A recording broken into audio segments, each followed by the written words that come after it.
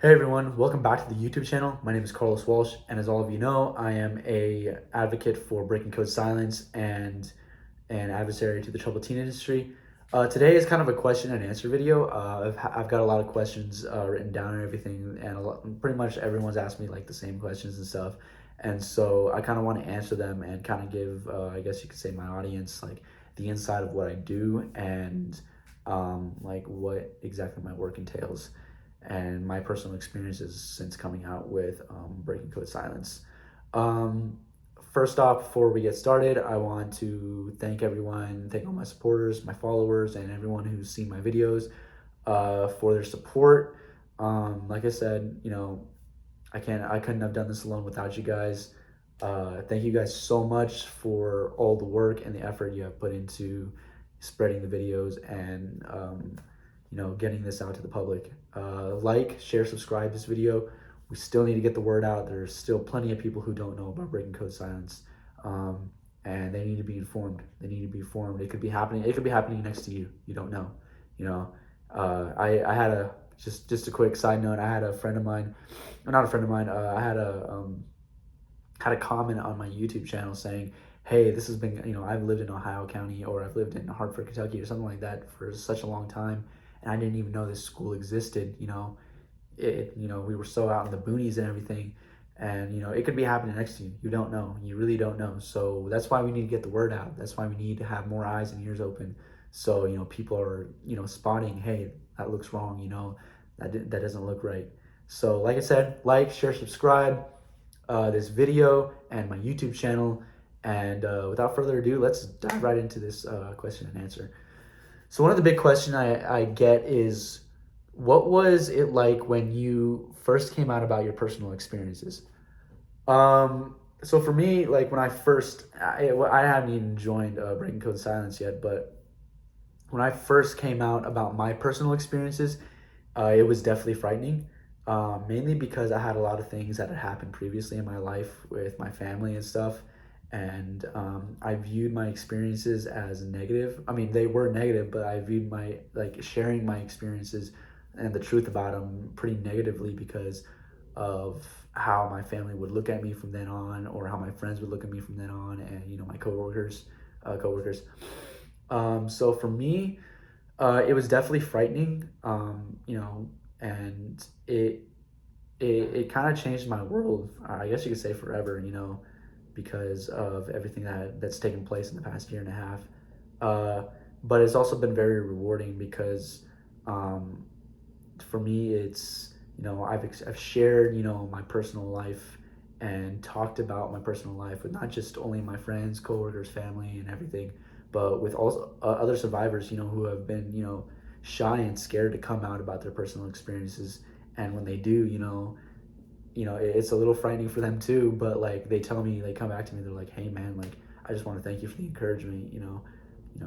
Getting the word out to other people and telling other people, it's rewarding because I'm finally telling people like some of the darkest secrets of my life and some of the trauma like that nobody would either believe or even listen to. So it's frightening, but it's also very rewarding because we're not just helping others and exposing other places and other people and trying to get the word out, but also we're helping ourselves, I guess you could say, because it's very therapeutic. It definitely, we can talk about it within other communities, within Breaking Code Silence, and we also know that we're not alone. There's another, there's more survivors out there just like us. So that's my experience. The second question I get is, why did it take so long to tell the truth about PRMR, Pilgrim's Rest? This is it's not complicated. It's more just it's very detailed. So for me, me personally, it took me a while because um, when I had first come out, or I'm sorry, yeah, when I first came out of boarding school, I had been in boarding school from the ages of 6 to 17, and I graduated high school at the age of 17, then immediately went and started my career.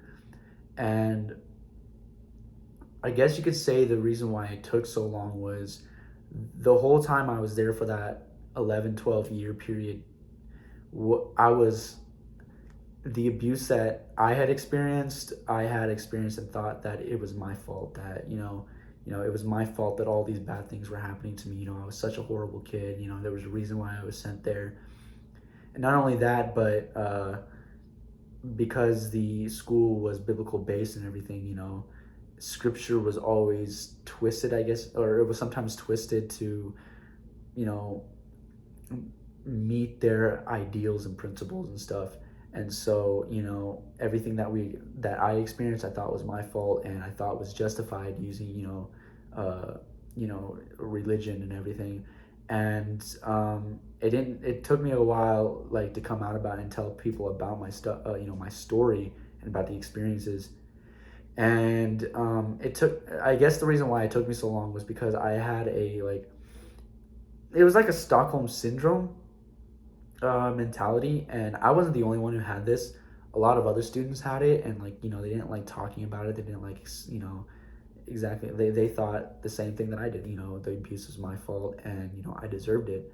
So it took a little bit of time, pretty much speaking with other people, like my friends, my closest friends and stuff. Talking about all the stuff that we went through. Especially my coworkers, because like I said, when I came out about this stuff, or when I first came out of boarding school and started talking to my friends and coworkers about this, I thought, oh, this is normal childhood, this is normal experiences. And pretty much when I started talking to them about it, they're like, that's not normal, my dude. And I was just like, are you sure? This is how I was raised. This is I've been raised from a young age under under this kind of these ideals and these principles. And they told me, that's not right. That's not normal, and everything that happened, you didn't deserve that. So it took some time, but I finally began to see the bigger picture and everything, and just like, oh, they're right.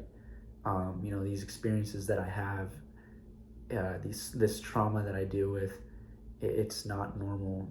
There's other people who've been through the same thing. So, and around that time, that mentality, that Stockholm syndrome mentality started to break down, is when I began to open my eyes, and I was just like, okay, something needs to be done. Not only just for myself, but for other people and those other kids that are still there. So that's kind of why it took a little so long. And like I said, I was under that mentality that, it was all my fault, and, that I deserved it. It was normal. So, I'm definitely thankful that I have come out about it, because it's great to know that I'm not the only one, who's gone through these experiences, and it's not normal. It's not, so if you're experiencing any kind of abuse or any kind of, mental or physical abuse in any way, I would definitely go and seek help. It's not normal. That person who's abusing you, it's not normal. Even if they think that that what they're doing is right, it's not. So the third question that I get is, what should I expect when coming out about my personal experiences? It varies from person to person, especially the kind of situation that you're under, the living conditions, or what your personal life is going through. I know that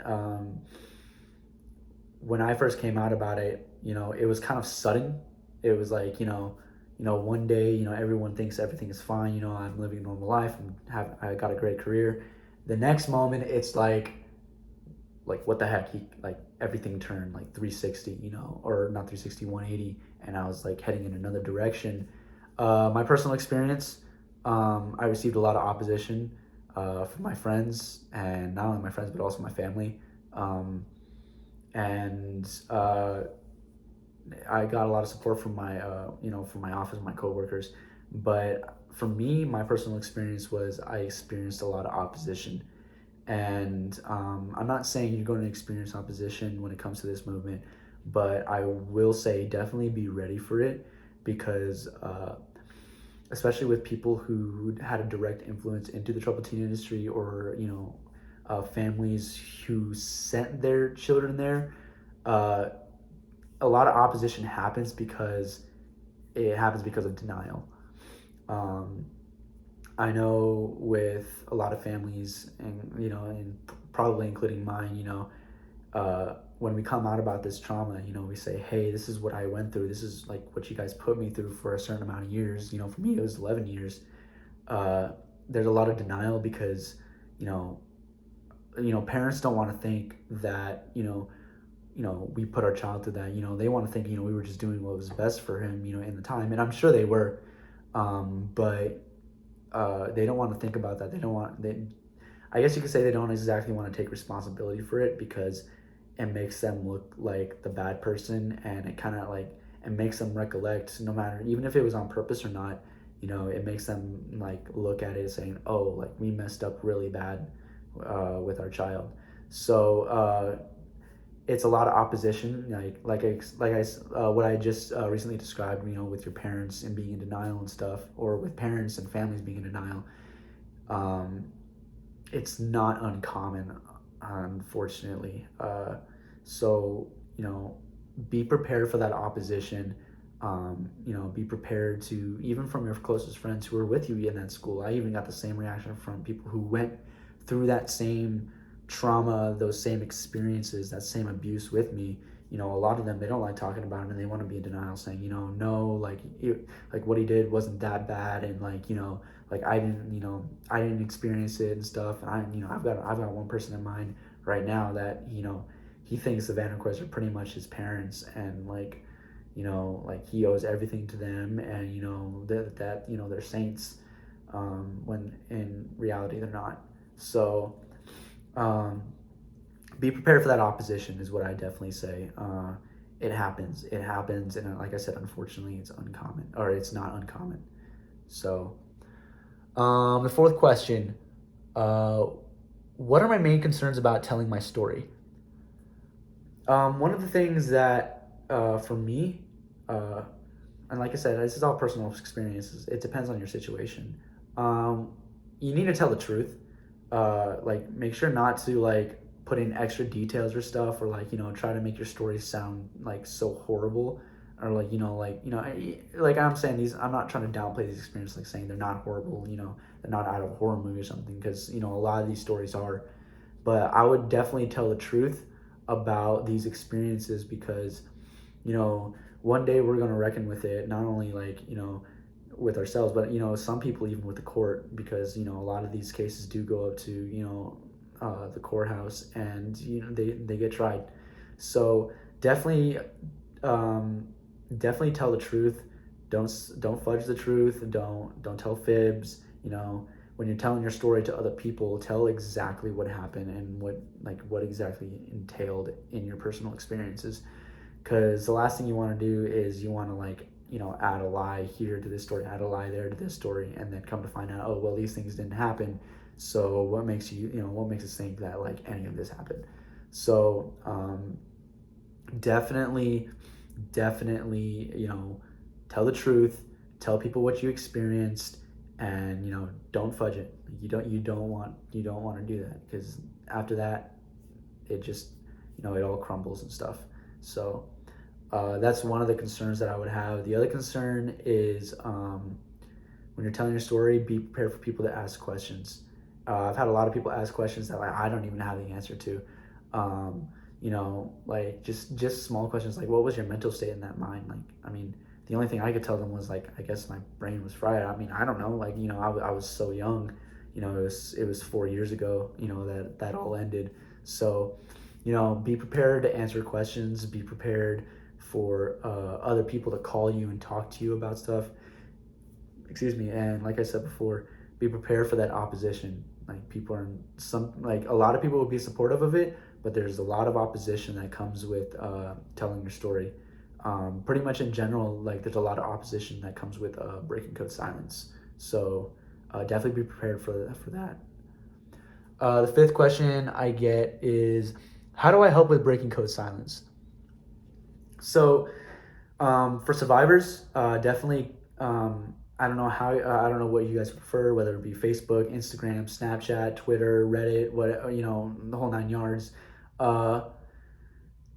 Pretty much just tell your story. Honestly, get the word out. There are a lot of communities on different social media platforms that that have multiple, these social media platforms have multiple communities when it comes to Breaking Code Silence and the troubled teen industry, and a lot of these survivors form these communities and stuff, to help spread the word, pass on news saying, hey, this happened. I am definitely I'm a part of multiple movements or multiple support groups and multiple communities within Breaking Code Silence. But for survivors, I would say get the word out there. Tell your friends, tell your families, tell your coworkers.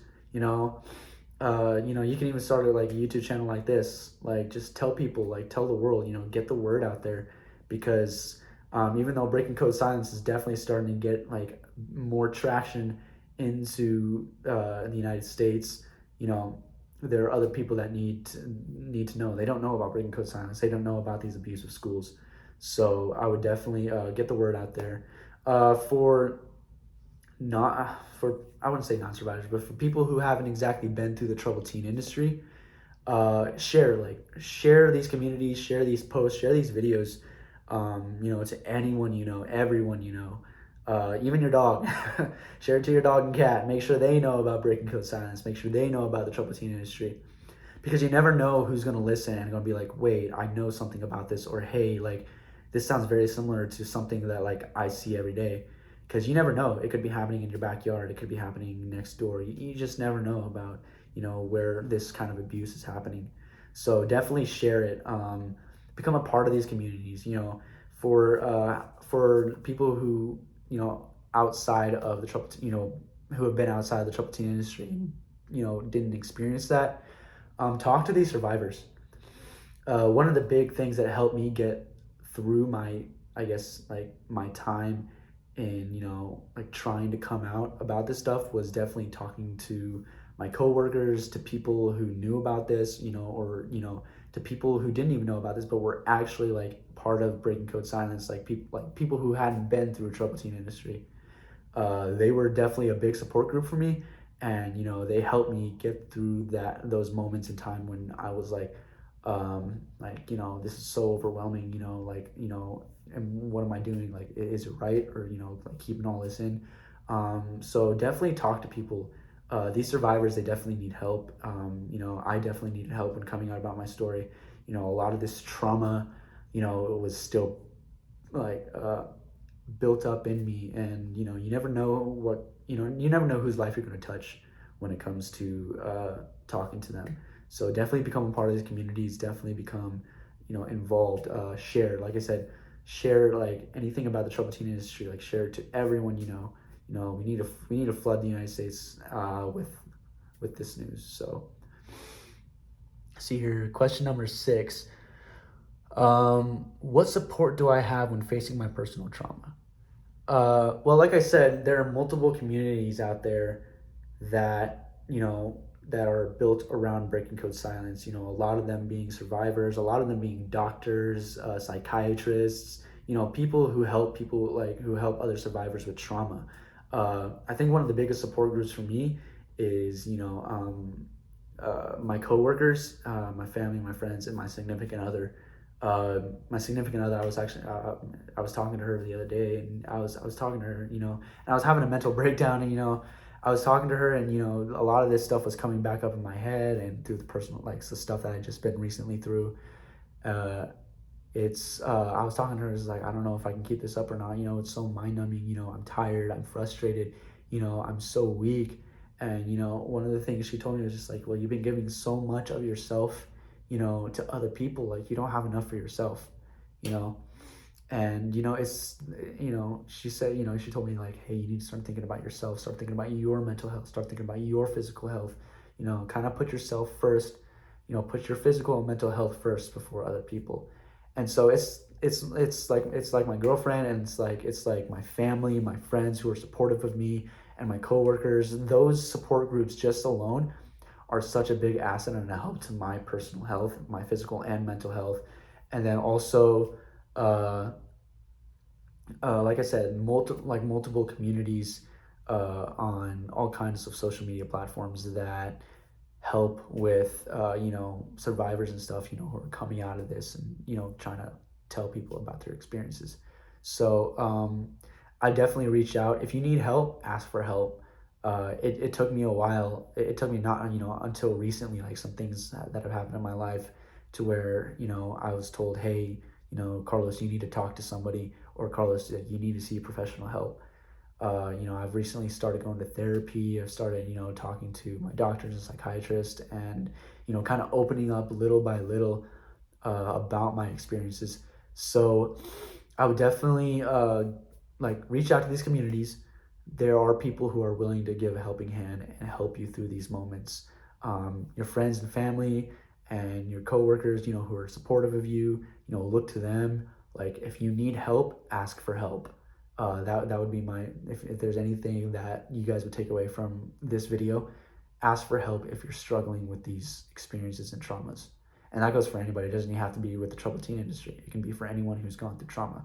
So, like I said, your support groups include Breaking Code Silence, the communities within it, within all kinds of social media platforms, your family and friends and coworkers who are supportive of you, and and you got me. So, let's see here. Last but not least, was there anyone else involved in the troubled teen industry? This is a big question, because it's also very complicated. Well, not too complicated, but it's complicated. I've received this question a lot, and the reason why I put this one for last was because I wanted to like kind of explain it, get in depth a little bit, but not too much in depth. Kind of give you like a sort of an idea of what was going on. So, throughout the United States and even outside the United States, the troubled teen industry has multiple schools. A lot of them are government funded. A lot of them are nonprofit organizations. A lot of them are religious. A lot of them are nonprofit organization religious, which is the school that I went to. But the troubled teen industry, to me, I personally think is like the whole idea of it is government run. It's a money making. Billions of dollars have been invested in, or not billions of dollars, but billions of dollars of profit have been made off of the suffering of these kids. And a lot of them from the government, a lot of them from churches and nonprofit organizations, have made a good income, a good salary when it comes to the welfare of these kids. So for me, from what I saw, the little that I know about it, Pilgrim's Rest, Matt, former governor of Kentucky, Matt Bevin, was semi-involved in Pilgrim's Rest ministry. I don't know how deep, I don't know how involved, but I did see a little bit of his hand, I guess you could say, in Pilgrim's Rest. A lot of churches were involved in the, I guess you could say, in the oversight of Pilgrim's Rest. One of these churches is actually in North Carolina, runs a radio station, and is heavily, heavily, heavily involved with Kelly Vandercoy and Pilgrim's Rest. In fact, the pastor of that church is one of the board of directors on, or was one of the board of directors for Pilgrim's Rest. And as far as I know, I haven't experienced personal opposition from him, but I do know that he definitely has an agenda of, defaming my name and a lot of other former students' names for coming out about the truth with Pilgrim's Rest. So it's safe to say that there are a lot of churches that are involved to a good extent. There are also a lot of churches who were involved but didn't know that this kind of abuse was happening on this kind of level. I have a church in mind, and I won't say this church's name, but there was this church that Pilgrim's Rest went to, and good people, good church, good pastor. And when I first came out about my experiences, these church members came to me and said, "Hey, we had no idea that this was going on. We're so sorry, like, for everything that happened to you, everything that you endured in that school." And I have to tell them constantly, like, it's not your guys' fault. You guys were so blindsided, and we couldn't really tell those church members when we saw them at church, like, hey, it's not your fault. Like, we couldn't tell you guys about it because we were so scared, and we were like under constant monitoring. So There are churches who are definitely involved and they did it for the right reasons, but they didn't know this was going on. And there were a lot of churches that were involved who knew about it and continued with Pilgrim's Rest. And the same can be said about a lot of churches and a lot of organizations. Take, for example, the Lester Roloff Homes. If you don't know who Lester Roloff is, he was an evangelist, big time evangelist in the Independent Fundamental Baptist movement. And he started a lot of homes for troubled teens, pretty much becoming a part of the troubled teen industry without him knowing it. And his schools today face a lot of criticism for what they endured over there. So it's safe to say that there are a lot of churches that are involved with. And a lot of churches with the IFB movement that are involved in the troubled teen industry. So a lot of, even to the extent of some parents even being involved with these schools is not uncommon. This is sort of a little hard for me to talk about, but unfortunately, my family had a hand in helping with this school, and I'm sure they didn't mean to with they didn't mean to try to hurt us. They thought what was happening was right, but to this day they're in denial about what exactly happened over there, even after all the experiences that I experienced and multiple students have come forward about. And also even to the school being shutting down and the children being taken out of the school. They're still in denial about hey, none of this happened, you're just making excuses for your poor choices and stuff. So